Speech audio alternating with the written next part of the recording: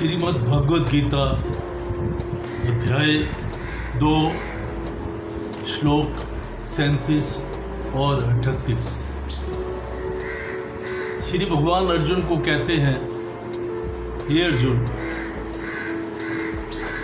अगर युद्ध में मारा जाएगा तो तुझे स्वर्ग की प्राप्ति होगी, और अगर युद्ध में जीत जाएगा तो तुझे पृथ्वी का राज मिलेगा। यानी दोनों तरफ से तेरे को फायदा है। युद्ध के लिए तू निश्चय करके खड़ा हो जा। युद्ध करने ना करने का निश्चय तेरे लिए ठीक नहीं है। तू क्षत्रिय है। इसी अध्याय के 6वें श्लोक में अर्जुन को परेशान देखकर और अर्जुन ने कहा था कि हम लोगों को इसका भी पता नहीं कि युद्ध में हम जीतेंगे या वो जीतेंगे। अर्जुन के इस संदेह को लेकर भगवान यहाँ स्पष्ट करते हैं कि अगर तुम कर्ण आदि द्वारा मारे भी जाओगे तो भी कर्तव्य करते हुए अगर मारे गए तो स्वर्ग को प्राप्त करोगे। इस तरह से तुम्हारे दोनों हाथों में ही फायदा है।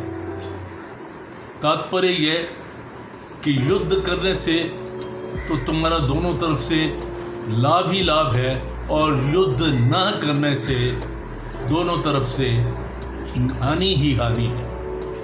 अतः तुम्हें युद्ध करना चाहिए। यहाँ कौंतेय संबोधन का तात्पर्य है कि जब मैं संधि का प्रस्ताव लेके कौरवों के पास गया था तब माता कुंती ने तुम्हारे लिए यही संदेश भेजा था कि तुम युद्ध करो। अतः तुम्हें युद्ध से निवृत्त नहीं होना चाहिए, प्रत्युत युद्ध का निश्चय करके खड़े हो जाना चाहिए। अर्जुन का युद्ध न करने का निश्चय था, और भगवान ने इसी अध्याय के 3 श्लोक में युद्ध करने की आज्ञा दी थी। इससे अर्जुन के मन में संदेह हुआ कि युद्ध करना ठीक है या युद्ध ना करना ठीक है। अतः यहाँ भगवान उस संदेह को दूर करने के लिए कहते हैं कि तुम्हें युद्ध करने का एक ही निश्चय करना चाहिए, उसमें संदेह मत रखो। यहाँ भगवान का तात्पर्य ऐसा मालूम होता है कि मनुष्य किसी भी हाल में प्राप्त हुए तत्परता से अपने कर्तव्य का पालन ही मनुष्य को करना चाहिए, क्योंकि वही उसका धर्म है। 38वें श्लोक में भगवान श्री कृष्ण कहते हैं, जय पराजय, लाभ हानि और सुख दुख को समान समझकर तू युद्ध में लग जा। इस प्रकार युद्ध करना ही तेरी प्रवृत्ति है और वो ही तेरा कर्तव्य भी है। युद्ध में सबसे पहले जय और पराजय होती है।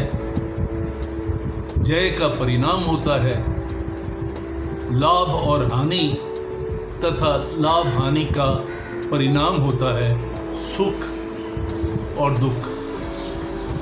जय पराजय और लाभ हानि में सुखी दुखी होना तेरा उद्देश्य नहीं है।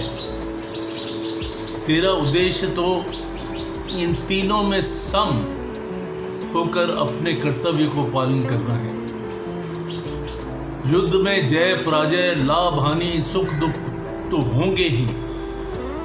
अतः तू पहले यह विचार कर ले कि मुझे तो केवल अपने कर्तव्य का पालन करना है।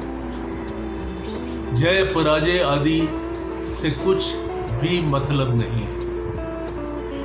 फिर युद्ध करने से पाप नहीं लगेगा, अर्थात संसार के बंधन से छूट जाएगा। सकाम और निष्काम दोनों ही भावों से अपने कर्तव्य कर्म का पालन करना आवश्यक है। जिसका सकाम भाव है उसको तो कर्तव्य करने में आलस्य, प्रमाद बिल्कुल नहीं करना चाहिए और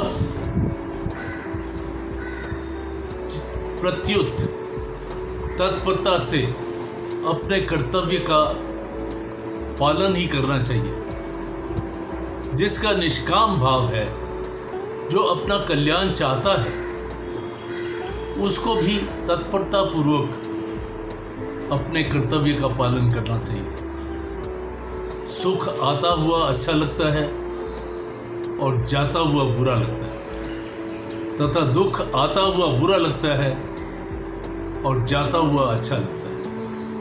अतः इनमें से कौन अच्छा है, कौन बुरा, अर्थात दोनों ही समान बराबर है। इस प्रकार सुख दुख में सम बुद्धि रखते हुए तुझको अपने कर्तव्य का पालन करना चाहिए। तेरी किसी से भी कर्म से लुक, किसी भी कर्म से लोभ नहीं होना चाहिए, क्योंकि यह तेरा कर्तव्य है।